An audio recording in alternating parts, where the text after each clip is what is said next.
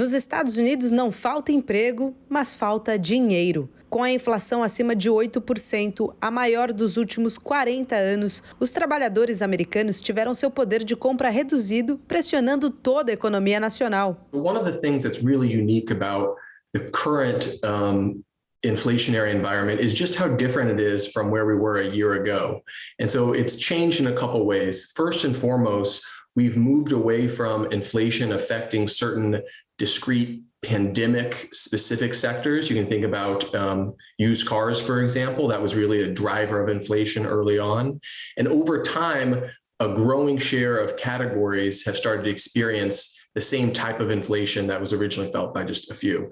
That's a function of a few different drivers. So we have supply chain disruptions, again, that started off with affecting a small share of the economy, and increasingly it's broadened to affect a wider swath. And then we've also got, the war in Ukraine pushed a lot of prices higher, particularly on the energy and commodity side of things, and that's spreading to gas and food prices. Sem poupar nada nem ninguém, a inflação elevou em mais de 5% os preços dos aluguéis, em 10% os valores dos supermercados, em 12% o preço dos carros usados e em 10% as etiquetas de móveis e itens para casa. Isso faz com que os americanos repensem sua lista de compra, optando por marcas e itens mais baratos. A situação é tão dramática que 56% da população dos Estados Unidos não tem reservas para arcar com uma despesa de emergência de $1.000 ou mais. Isso mostra que a alta dos preços afeta principalmente os mais pobres.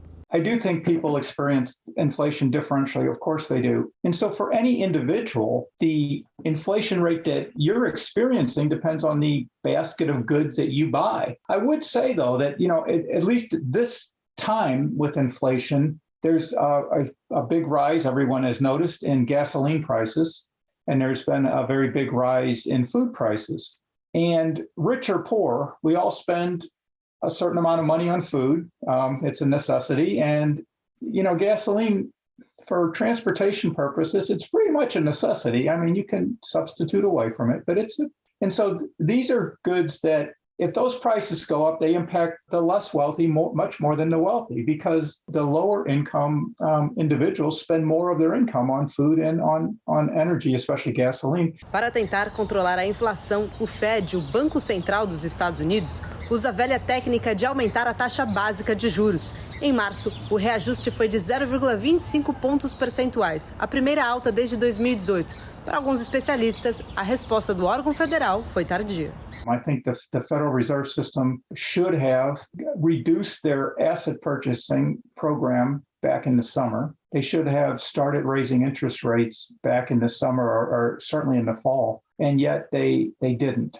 I don't know why, we could all speculate, but they didn't. And I think that's a policy failure of the Federal Reserve System. Com o aumento da taxa básica de juros, o acesso ao crédito fica mais caro, pressionando novamente todo o sistema financeiro. O remédio para a inflação é bastante amargo, sobretudo para quem ganha menos e precisa arcar com empréstimos e financiamentos mais salgados. There's no such thing as a free lunch. Every time you solve one problem, you've got to sacrifice something else. I think in this case, the Fed is focused on getting prices under control, but the flip side there is going to be finding a way to maintain economic momentum, keep the jobs growth strong, keep unemployment low.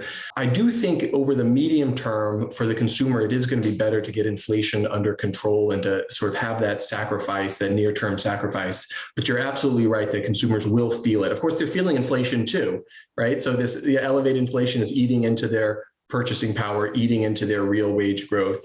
Over the course of the next year, I would expect to see inflation slowly but surely start to stabilize and in fact fall eventually. That's going to be a feature of a lot of different things, some policy, some geopolitical, and that in turn should provide additional price stability for companies as they're thinking about expanding later this year and early next year. So I view that all as a pretty positive development, but it's really going to be very tumultuous, very uncertain in the near term.